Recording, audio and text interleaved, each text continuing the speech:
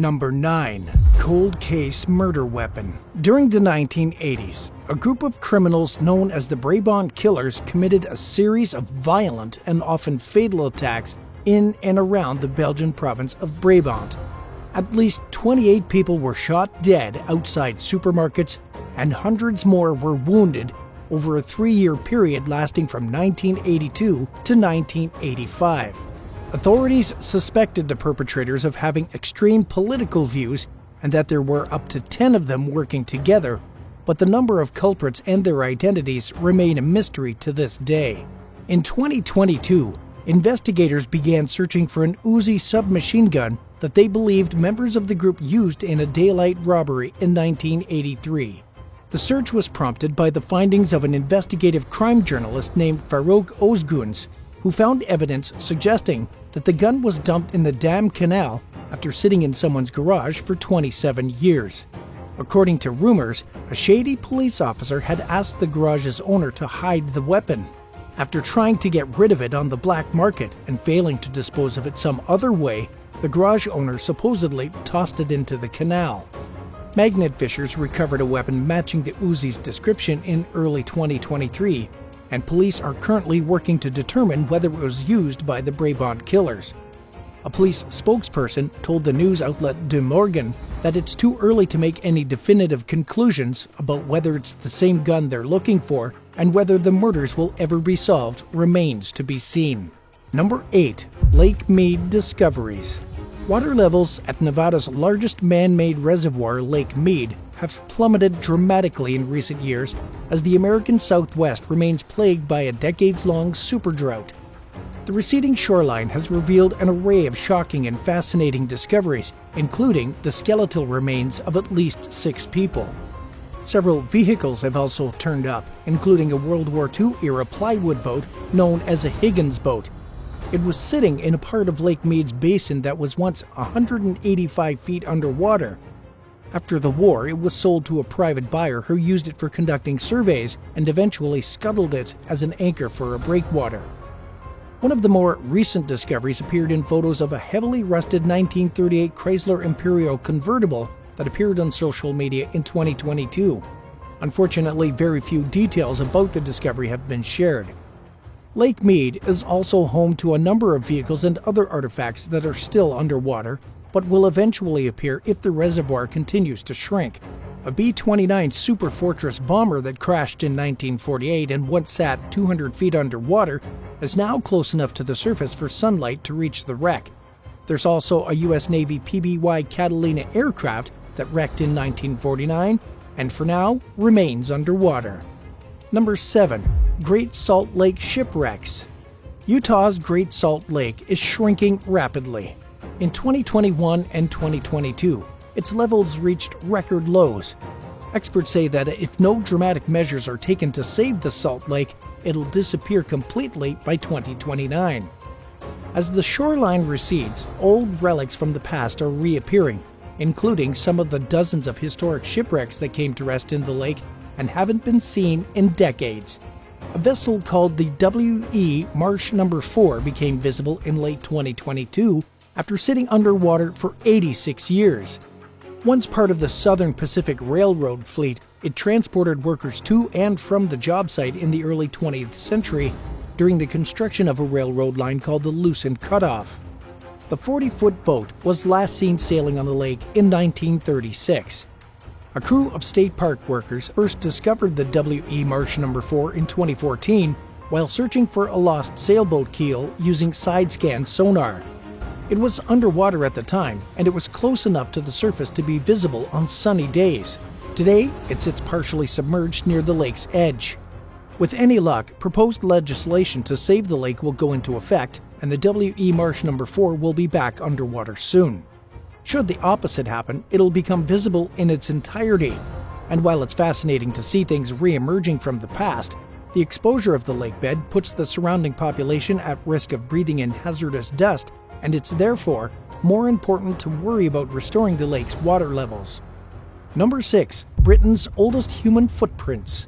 Around 850,000 years ago, long before modern humans roamed the earth, a family of one of our ancestor species wandered along the shoreline of what is now Happisburgh Beach in Norfolk, England.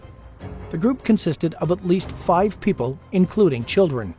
At the time, the region was home to ancient species that would never be seen there today, including hippos, rhinos, and mammoths. Today, Happisburgh is home to one of Britain's fastest eroding coastlines as it gives way to the effects of climate change. In 2013, researchers were lucky to discover the footprints of the prehistoric family who walked through shortly before a storm washed them away. Knowing this might be their only chance to document their findings, the team took photos and made casts of the prints. Scientists dated the prints based on the layers of sediments and glacial deposits that were found beneath. The discovery was made beneath a layer of sand during low tide, and was soon hailed as the oldest known human footprints found outside of Africa. Previously, the continent's oldest recorded footprints were the Roccamonfina volcano prints in Italy, which date back to around 350,000 years ago. Just weeks after the discovery at Happisburgh, a brutal storm destroyed the prints. The only remaining evidence of them are in casts and photos collected by the researchers who discovered them. They've helped us learn more about the movement of ancient hominins and early humans, which we currently know relatively little about. Number 5. The ghost town of Lemoyne. Nebraska's largest man-made reservoir, Lake McConaughey, was created as part of a dam project that took place between 1936 and 1941. Along its northern border, there's a town called Lemoyne. It was moved to its current location during the construction of the dam, which flooded the original town. Lemoyne was first founded during the 1880s by a settler named Lemoyne Jacobs. It grew to be a small but prosperous town of around 200 residents that boasted its own general store, barber shop, school, and bank. Just a handful of years after Lemoyne hit its peak in the 1920s, plans for the dam began. Some of the town's buildings were relocated to the new designated settlement, while others were moved to other towns. Residents didn't want to leave the old Lemoyne for the new one, but like many others who have been in their situation throughout history, they had no other choice. During a drought in 2004, water levels plummeted to near record lows as the lake diminished to about 1/5 of its normal size, and the remnants of the abandoned town became visible for the first time in many years.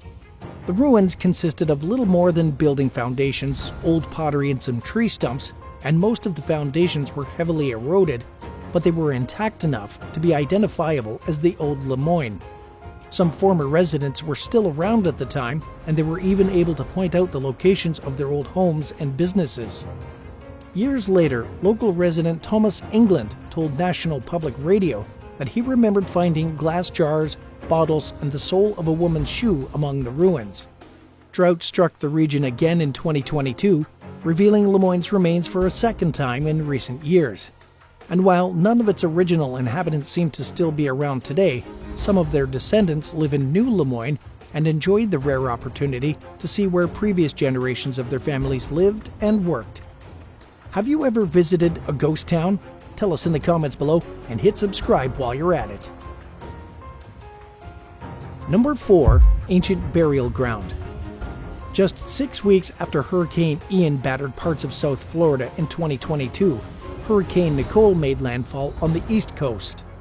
The storm caused further damage to a coastline that's already being eroded due to rising ocean levels and other effects of climate change.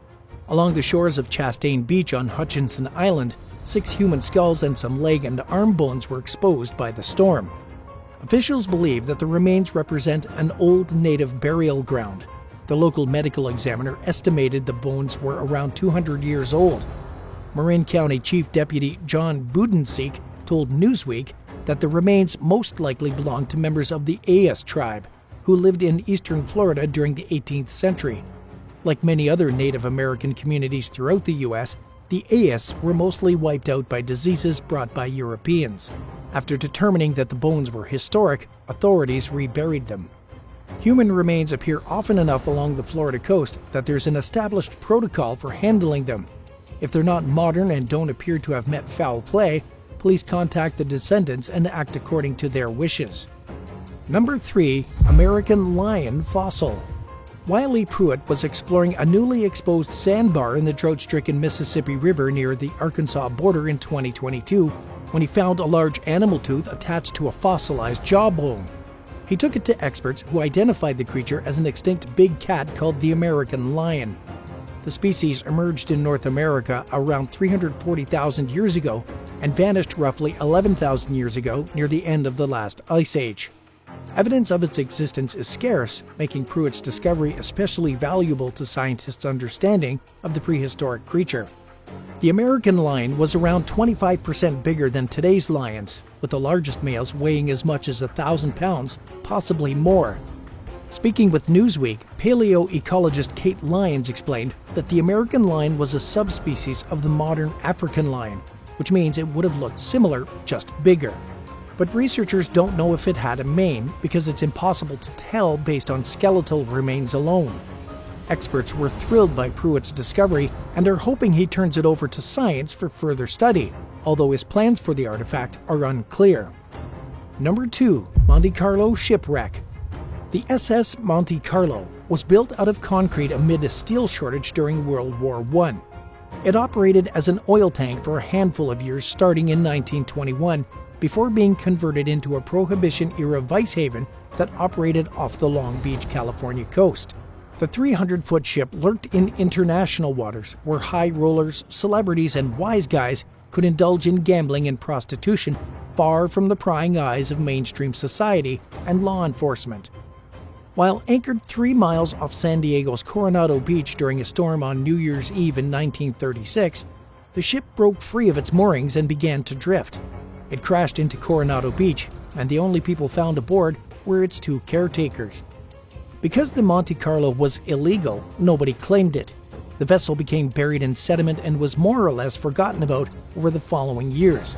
It's sometimes visible underwater at low tide, and every once in a while, a strong storm tide exposes the wreck.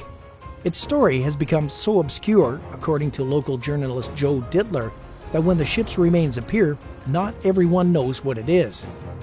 In 2014, Dittler wrote about how the grandson of the ship's owner visited the wreck on New Year's Day, the 77th anniversary of the wreck, and said that its history is even a mystery in his family.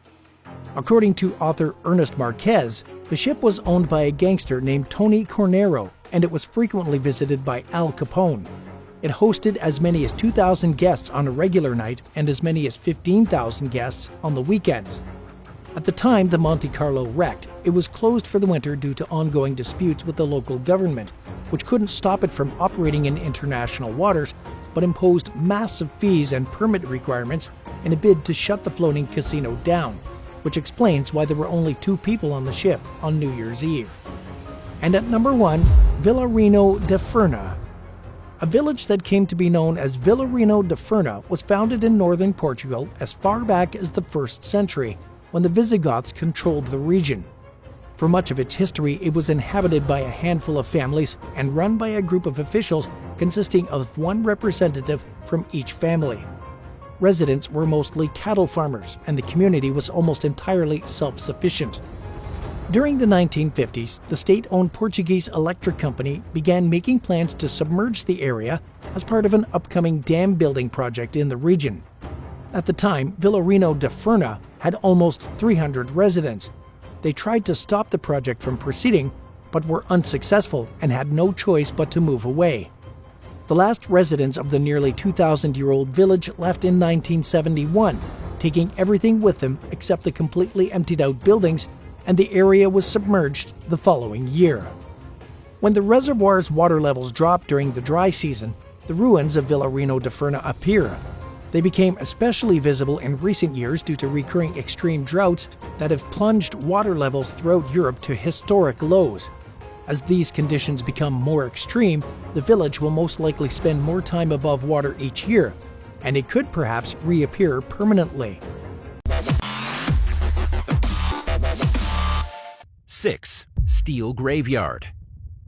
According to a U.S. defense official, Ukraine has become a graveyard for Russian tanks since war broke out, with nearly 1,000 main battle tanks, MBTs, damaged or rendered essentially useless.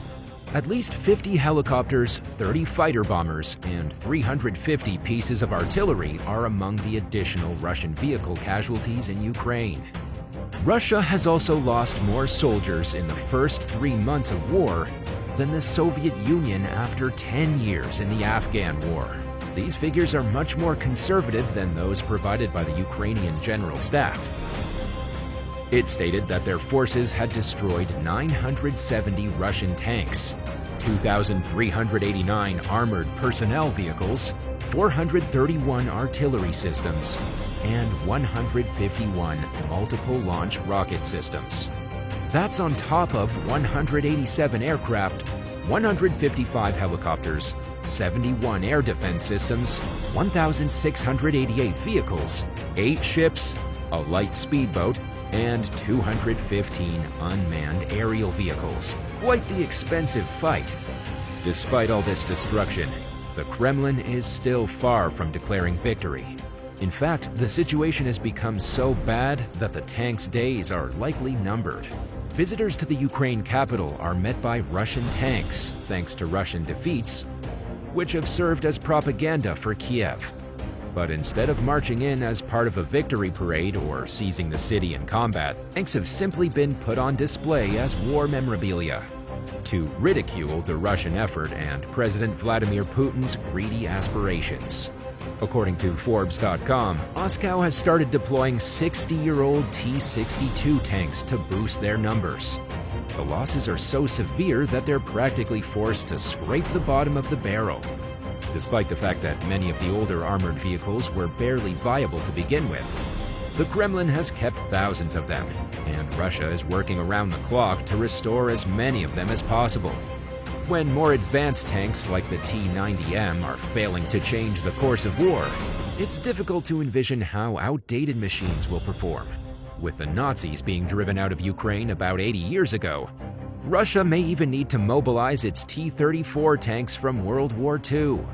The surplus T-34s were purchased by the country in 2019 from Laos, with the intention of using them as props in movies and museum exhibits. But it wouldn't be entirely out of the question to see them show up in Ukraine. 5. Nike Missile Site.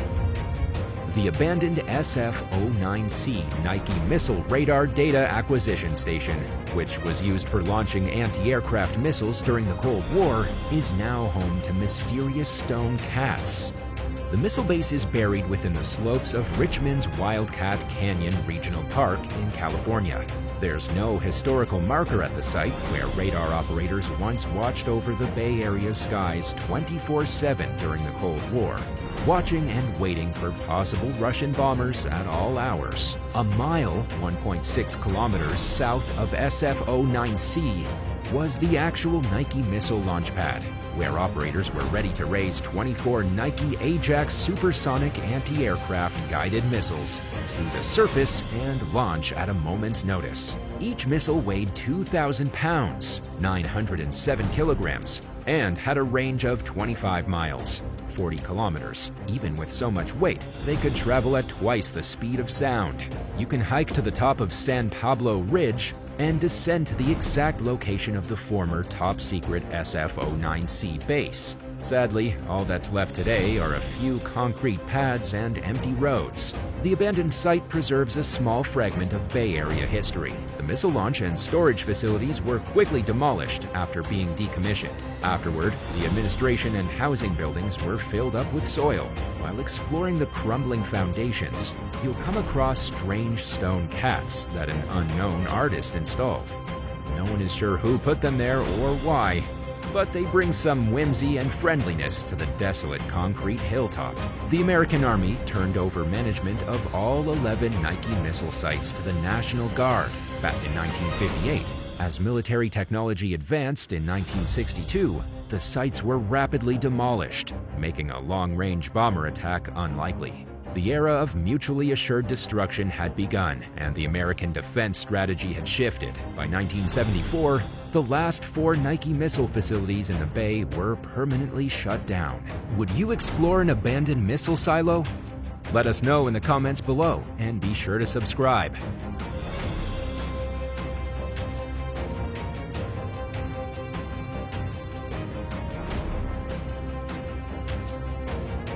For Goli Otok.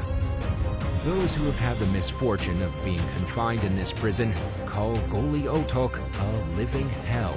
The facility, which is located 2 miles, 3 kilometers off the Croatian coast, served more as a holding space for war prisoners and political dissidents than it did for small-time offenders. During World War I, Austria-Hungary kept Russian troops on the island. Yugoslavia's communist revolutionary leader, Josip Broz Tito, cut ties with the Soviet Union in 1948 as Cold War tensions quickly grew. Goli Otok soon evolved into a political jail and work camp. In a CIA report, it was referred to as Tito's Adriatic Devil's Island, and it was believed to have served as a jail for both Stalin sympathizers and opponents of Tito's rule. According to some documents released by the Central Intelligence Agency in 1970, during the prison's busiest years of 1948 to 1955, Tito's dictatorship rounded up political dissidents. It was believed that over 15,000 people were transferred to the little island by 1956, and that over 600 of them died there, some presumably from torture. When the Iron Curtain started falling in Eastern Europe at the end of the 1980s, the jail closed its doors. At that time, the Berlin Wall had fallen and the Soviet Union was crumbling. The island currently stands in ruins. The prison's remains have served as a chilling reminder of Tito's authoritarian dictatorship. Only the occasional sheep is spotted grazing the island's 1.5 square miles, 3.9 square kilometers of sparsely vegetated ground. The only visitors are brave tourists who come to bear witness to the prison's rubble. A Dutch filmmaker named Bob Thiessen is focused on examining and recording ruins like those at Goli Otok. He visited the island in 2016 and captured footage of the abandoned buildings. He told National Geographic that it was extremely eerie to walk amongst the decaying prison. The cells are still there, and you can even see the high walls that once kept prisoners at bay. His film displays the collapsed steel skeletons of mid-century structures. In abandoned workshops where convicts were forced to work, tools and workbenches are still scattered about. Thiessen spent the night camping on the island and spoke of its haunted and peaceful absence of plants and animals. But there aren't any ghosts, he says. 3. Beelitz-Heilstatten. Beelitz-Heilstatten is a huge structure with an interesting, if not eerie, past. It was built to treat patients with deadly diseases like tuberculosis. The hospital, which had 60 structures, was constructed in Berlin between 1898 and 1930. Because of its size, a small village with a post office, butcher, and restaurant were established around its perimeter. During World War I, a portion of the hospital was used to treat wounded soldiers. A young Adolf Hitler was once a patient, who, at the Battle of the Somme, received a leg injury and had been blinded by a British gas assault. These wounds earned him the Iron Cross. Ironically, it was because of this and his rapid recovery that the hospital was eventually able to treat injured Nazis during World War II. It was taken over by the Russians in 1945, and for the next 50 years, long after the collapse of the Berlin Wall, it was used as a Soviet military hospital. Everyone was treated at the facility, from communists to the disgraced leader of Eastern Germany, who was brought there after being ejected in 1990. A small portion of the giant hospital is still in use today for Parkinson's disease research and neurological rehabilitation. But most of the complex, including the surgery ward, psychiatric ward, and rifle range, has been abandoned and allowed to retreat into the surrounding forest. 2. Willard Asylum. Although the idea of an asylum can conjure up images of gloomy, tortured lives, Willard was created as a better alternative to the existing systems used to care for the mentally ill. Early 19th century almshouses, essentially shelters, were often overcrowded and underfunded. They were left to care for individuals who were incapable of caring for themselves. Sylvester D. Willard, Surgeon General of New York, suggested a state-run hospital for the insane after facing these appalling conditions.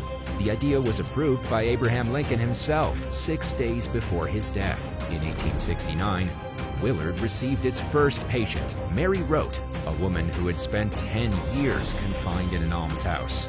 She was characterized as demented and disfigured. Sadly, patients hospitalized here were previously neglected. One prisoner came to Willard in a chicken crate, while another had been chained up in a tiny cell since adolescence. Because of the terrible circumstances patients were coming from and the lack of knowledge over mental illness, Willard effectively turned into a dumping ground for undesirables. Severe mental and physical disability, nervousness, chronic to acute insanity, feeble-mindedness, and lunacy were among the patient's common ailments. The asylum was created in a design similar to several Victorian institutions. A men's side and a women's side separated the university. The center had several administrative buildings. Since the area had been used for farming in the past, the institution had its own garden where patients tended and grew food. They were not restrained and were free to go about as they pleased, though unable to leave the premises. Patients participated in fun, camp-like activities, including sewing lessons, bowling, a movie theater, and a gymnasium. Numbers in facilities decreased dramatically after Geraldo Rivera's 1972 exposé of the awful circumstances seen at Willowbrook Asylum. In 1995, Willard Asylum released its last prisoner and closed its doors for good. After the shutdown, a cleaning crew discovered hundreds of dusty bags in the attic, once brought by patients after their admission to the hospital. The items inside them painted a melancholy portrait of their ill owners, who were identified by handwritten baggage tags. Virginia W. had a clown doll, while Earl B. brought a newspaper story on a smuggling plot. These patients passed away at Willard, and no one outside the institution claimed their personal belongings. The workers organized and compiled the luggage in the attic since they refused to just throw it away. Currently, data on the owners of the luggage is kept by the Willard Suitcase Project. Photos of the nearly packaged bags show that the inmates and their families thought they would merely be passing through. Simply said, they didn't know what to do with these individuals who couldn't conform to strict 19th century social norms. So they were often sent away to facilities. Even if those who lived and passed away at Willard have vanished into the web of history, the possessions they left behind show proof of their existence. 1. Lorton Reformatory. The Night of Terror refers to a string of horrible incidents that happened at the Lorton Reformatory in Fairfax County about a century ago. The name seems like it belongs in a horror book, but the events of November 15, 1917 were quite real. The jail was first referred to as the Occoquan Workhouse when it was built in 1910 as an industrial farm. The workhouse was a prison reform experiment built to see if pushing hard labor as a form of rehabilitation would be effective. The initial farm was constructed by the inmates themselves using locally produced bricks. A nearby women's workhouse opened not long after in 1912, housing convicts accused of prostitution, disorderly conduct, or intoxication. While serving out their sentences, the ladies managed laundry and other tasks around the jail. But on November 14th and 15th in 1917, 33 women, called the Silent Sentinels, were put through unimaginable torture and abuse at the hands of 40 jail workers and guards. This was a new, more cruel form of punishment. The Silent Sentinels had been protesting for women's voting rights outside the White House in Washington, D.C. The ladies were a part of a National Women's Party, which was headed by Alice Paul and Lucy Burns. The group persisted in their courageous vigils in spite of previous arrests. They were finally detained once again on the evening of November 14th and sent to Lorton Reformatory, where the infamous warden, W.H. Whitaker, met them with a twisted and terrible justice. Up until their release 2 weeks later, the women were put through continued violence and given stale food.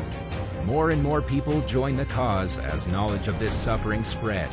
It ultimately resulted in the 19th Amendment being passed in 1919, formally giving women the right to vote. After the Night of Terror, the Lorton Reformatory functioned as a jail for over 90 years.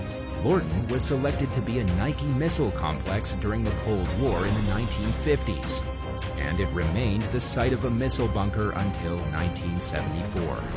Lorden Reformatory, or Lorden Prison, closed in 2001, when the remaining inmates were sent away to other institutions.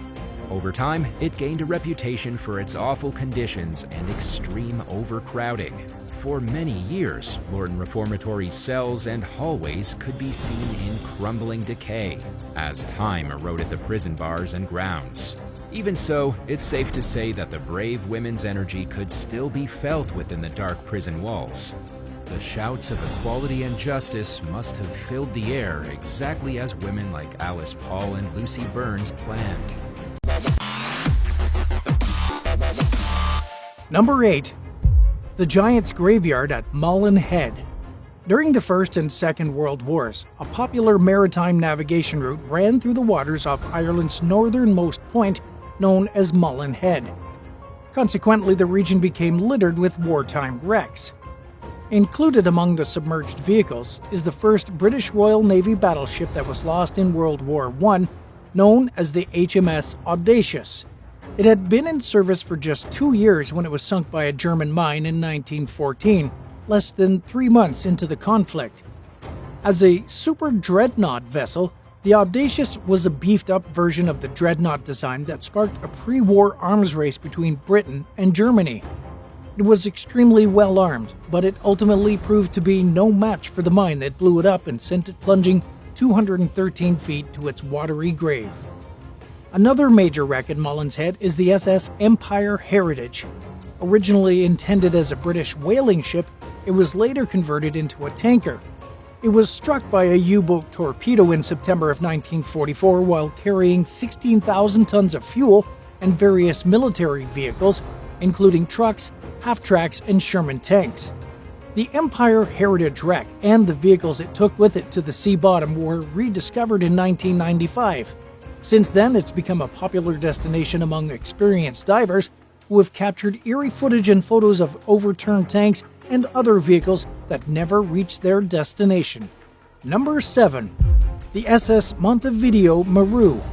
Built during the 1920s, the 430-foot-long Montevideo Maru originally operated between Japan and South America as a cargo ship.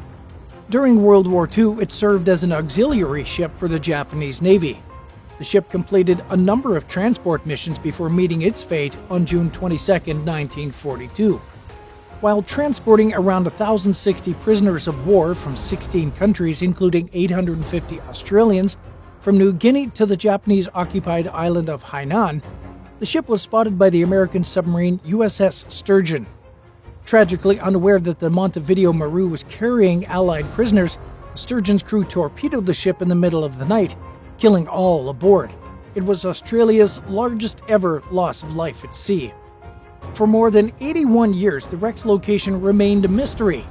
It was finally found in the South China Sea in April of 2023, thanks to a renewed search effort among Australian researchers and military members. The sunken ship was located off the Philippine island of Luzon, where it sits at a depth of over 13,000 feet. Video captured by a remotely operated vehicle revealed a visibly deteriorating Japanese truck sitting upright on the seabed, along with a car with a trailer attached. Raising such a deep wreck would be both costly and difficult, but doing so is out of the question anyway, because the site is considered a war grave and will therefore be left undisturbed. Number 6. A ghost continent. While mapping the ocean floor between Madagascar and India in 2012, a team of experts spotted sections of continental crust that were much thicker than usual. While the thickness of the oceanic crust typically measures between 3 and 6 miles, these sections were between 15.5 and 18.6 miles thick. Speaking with National Public Radio, science writer Sid Perkins explained that these thick sections amount to an area roughly the size of Costa Rica and appeared to represent a lost microcontinent. The team found more evidence of the existence of the long-lost slab of land, dubbed Mauritia, along the coast of the modern-day island of Mauritius. Among the island's sands, which consists mostly of the eroded remnants of volcanic rocks from eruptions dating back to 9 million years ago, they identified 20 extremely ancient grains of a mineral called zircon, which are thought to date back to between 660 million and nearly 2 billion years ago. These crystals are much older than the sands of Mauritius is thought to be. They were found at extremely remote sites, making it unlikely that any sort of human activity brought them there, and their weight largely rules out the likelihood that they were carried by the wind. The zircon granules are thought to be pieces of Mauritia, which scientists believe separated from Madagascar between 61 and 83.5 million years ago. The lost microcontinent became fragmented and dispersed, and the pieces were buried by volcanic material, which formed modern-day Mauritius. Some scientists believe that submerged microcontinents aren't uncommon, but common knowledge of them is limited. Discoveries like this are helping to shape our understanding of how modern continents formed following the breakup of the supercontinent Gondwana. Number 5. Mysterious Florida Shipwreck. During the fall of 2022, Hurricanes Ian and Nicole washed between 4 and 8 feet of sand elevation out from Florida's eastern coast in Volusia County. The coastal erosion revealed what archaeologists believe is a 25 to 30 foot shipwreck in the waters off Daytona Beach. Experts believe it may date as far back as the 1800s. While it was long known that there was some type of debris at the site, this was the first time enough of it was exposed for the material to be identifiable as a possible shipwreck. Aerial drone footage revealed what appeared to be the ship's hull. It's the second potential wreck to be discovered in the area since the hurricanes. Archaeologists announced plans to investigate the site in April 2023, cautioning that they had yet to confirm it as a shipwreck. The public was warned to steer clear of the site in case metal or other dangerous materials are present. In the meantime, researchers have yet to release their findings. If you discovered a shallow shipwreck, would you immediately back off and notify authorities, or would you poke around for a little while, knowing it may be your only opportunity to see it up close before it becomes off limits to the public? Let us know in the comments below, but hit that subscribe button first. At number 4, a giant waterfall. While moored just south of the equator between South America and Africa in 2015, scientists aboard a research vessel discovered a turbulent current rushing through a 15,000-foot deep underwater canyon. The team counted more than 250 massive consecutive waves similar to the surfers' waves that grow in size as they approach the beach. The succession represented the longest train of waves of its kind, known as Kelvin-Helmholtz waves, ever discovered in the area. Oceanographer and study lead Hans von Harren told Live Science that despite their enormity, the underwater waves generate little more than a slight ripple on the water surface. In other words, without scientific equipment, the team would have never had any clue about the level of activity that was occurring beneath them. The fast-flowing water passes through a narrow formation known as the Romance Trench. It's one of the only known underwater passes that block deep ocean currents that flow along the floor of the Atlantic. Freezing water from the Antarctic travels northward through the canyon and comes into contact with warmer water that flows above. The speed and temperature differences between the two cause intensified activity, generating 10 times the flow of the Amazon River. In the section of the trench that Van Harren and his colleagues explored, a stream of water measuring 33 degrees Fahrenheit flows through a 4-mile-wide gap. It's just one of 3 known conduits through which Antarctic bottom water crosses the equator. The unbroken sequence of 250 waves that the team observed ranged in size from 16 to 328 feet. Number 3. Suddenly submerged infrastructure. Located in California's San Joaquin Valley, Tulare Lake was once America's largest freshwater body west of the Mississippi River. It was typical for the lake to expand in size every winter due to rain and snowmelt from the nearby Sierra Nevada mountain range, and to shrink during the summer. During especially wet years, it grew to encompass an area as large as 690 square miles, which would put modern-day towns like Corcoran and Stratford 25 feet below water. Tulare gradually went dry starting in the 1860s due to the construction of dams, levees, canals, and other projects that diverted the rivers that normally fed the lake to other locations. For the most part, the lake bed has been completely dry for at least a century, minus a handful of occasions when excessive rain and snowmelt caused it to briefly reappear. Until now, the most recent example of this happening came in 1983, in which case it took 2 years for the lake to dry out. Throughout the first 3 months of 2023, after more than 20 years of record-breaking drought, the region experienced unusually high amounts of rain and snowmelt, along with 2 atmospheric rivers that transported even more moisture to the area. Tulare Lake filled once again, submerging vast tracts of farmland, roads, and parts of towns. Between the month of March and April, the replenished body of water began to encroach upon Corcoran, flooding numerous homes and forcing many of the city's 22,000 residents to evacuate. Residents in the towns of Allenworth and Alpa also received evacuation orders as the rising waters threatened to make surrounding roads impassable. Around 75,000 dairy cows have been relocated, but there's little that farmers can do to save their submerged crops. Scientists speculate that the flooding will continue as snow melts from the Sierra Nevadas. For now, Tulare Lake continues to grow bigger each day. According to an update from late April of 2023, utility crews are racing against the clock as they use helicopters to remove transformers and other vital pieces of infrastructure that have become submerged, as well as equipment that is under threat of flooding.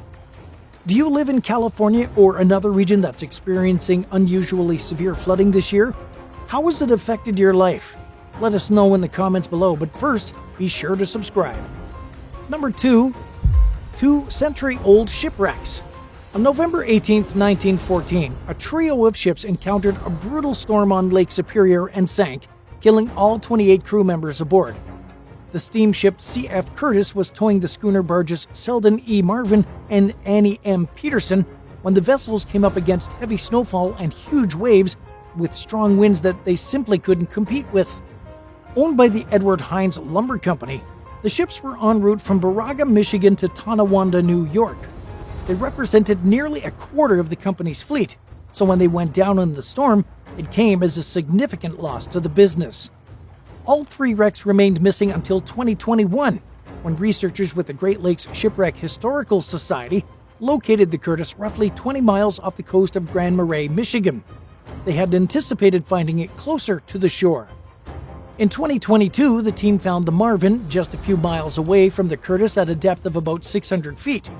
Both wrecks are remarkably preserved owing to the dark, frigid waters they came to rest in, which are largely devoid of plants and animals. The ships show signs of damage that suggested they may have collided. A remotely operated vehicle captured fascinating images of the wrecks, including the lumber and equipment they were carrying when they sank, as well as what appeared to be some clothing. While the wreck of the Peterson remains missing, maritime historian Rick Mixter said that the discoveries of the Curtis and the Marvin solved a chapter in the nation's darkest day in lumber history. Number 1. A missing piece of crust. In 2007, scientists revealed that there's an unexplained hole in the Earth's crust spanning several thousand square kilometers in the Atlantic Ocean. It's located on the mid-Atlantic ridge between the Caribbean and the Cape Verde Islands, where the Eurasian and American continental plates drift apart, creating a volcanic rift. The submerged open wound isn't necessarily unique. There are others like it found elsewhere throughout the world, but its size makes it the most significant example of a phenomenon that has yet to be fully understood by experts. Simply put, oceanic crust typically measures between 3.7 and 4.3 miles thick. When tectonic plates separate, the mantle rises to the surface and fills in the newly created space with magma. This is essentially the crust's way of repairing itself. Yet this process is not happening in places where entire pieces of crust are missing. As a result, these holes are filled in with a rock called serpentinite, which forms when seawater comes into contact with the Earth's mantle. The presence of serpentinite essentially indicates that the mantle didn't melt like it should have, which would have allowed magma to fill in the hole.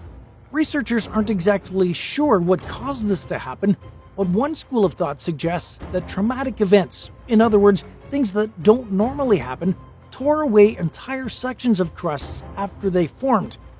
Another theory proposes that the missing pieces of crust never formed in the first place. Senior research scientist Bramley Merton admitted ahead of a planned voyage to study the missing section of crust in the mid-Atlantic ridge that experts understand very little about the phenomenon, which defied everything they previously knew about tectonic plate evolution. The expedition took place in 2007, but it appears as though the jury is still out when it comes to explaining the dynamics behind this and other missing sections of deep-sea oceanic crust. Thanks for watching. What types of discoveries would you like to learn about in a future video? Let us know in the comments below, and be sure to subscribe so you don't miss the next exciting installment. Bye for now.